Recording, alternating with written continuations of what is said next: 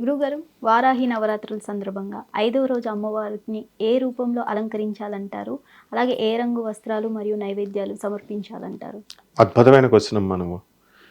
చక్కగా చీరలు నైవేద్యాలు పెట్టేస్తే అమ్మవారు మనకు కోటాను కోట్ల రూపాయలు ఇచ్చే చక్కని ఆశ్రిత కల్పవల్లి వారాహి అమ్మవారు.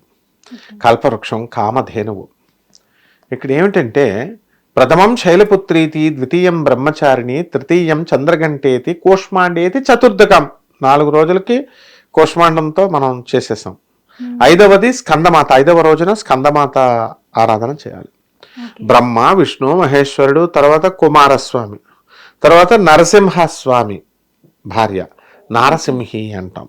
ఇంకా ఎంతమంది మిగిలిపోయారు? ఇప్పుడు నారసింహి అయిపోయిన తర్వాత బ్రాహ్మి, వైష్ణవి, మాహేశ్వరి, కౌమారి, నారసింహి, తర్వాత వారాహి, ఇంకొక ఆవిడ మిగిలిపోయింది.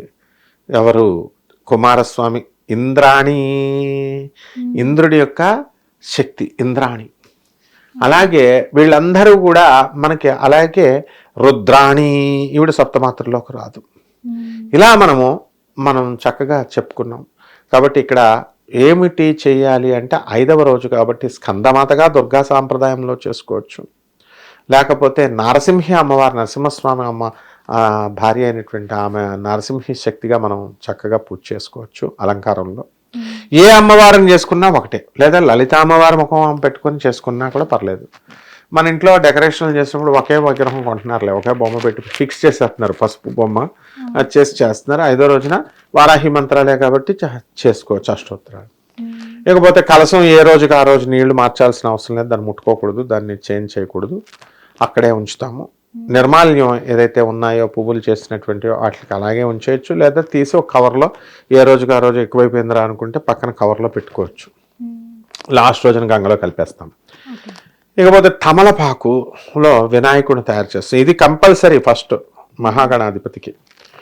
తర్వాత చేసిన తర్వాత ఈ జగన్మాతకి మనము ప్రార్థిస్తాం వారాహి అమ్మవారికి.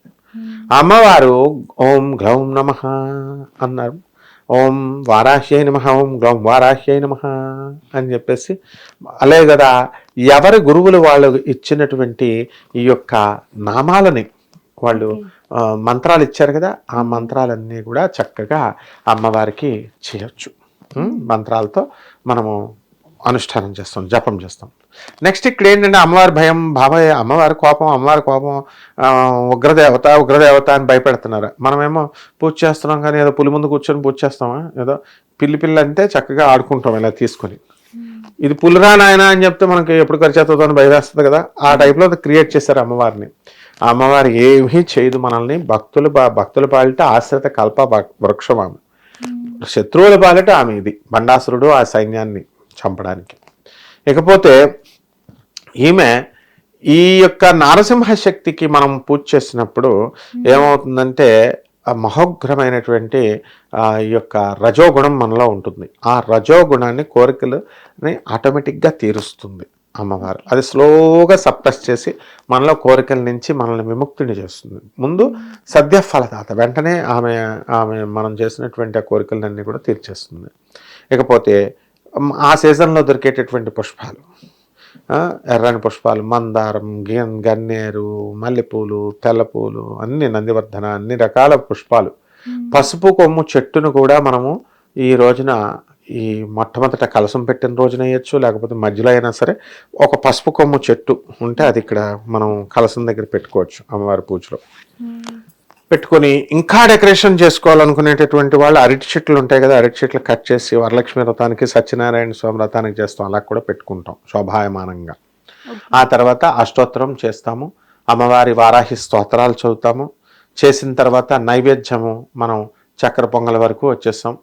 తర్వాత ఇంకా కారం అసలు నార్త్ ఇండియాలో ఏం పెడతారంటే శనగపప్పు. ఏంటి దేవీ నవరాత్రులకి, ఇలాంటి నవరాత్రులకి ఏం పెడతాం? శనగపప్పు, వేరుశనగపప్పు ఇలాంటివి అనమాట.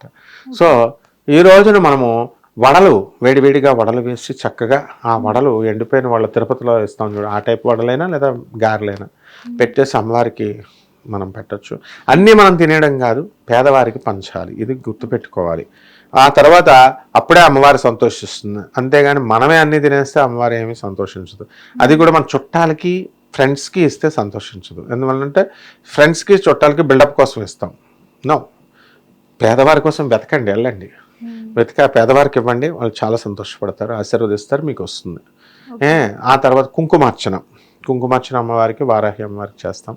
ఆ నిమ్మకాయలు మారుస్తాం అక్కడ పెట్టి, అలాగే పసుపు కొమ్మలు కొత్తగా మనం పెడతాం. ఈ పసుపు పూజ అనమాట ఇదంతా కూడా. ఆ తర్వాత మనము హారతి, కర్పూర హారతి ఇస్తాము.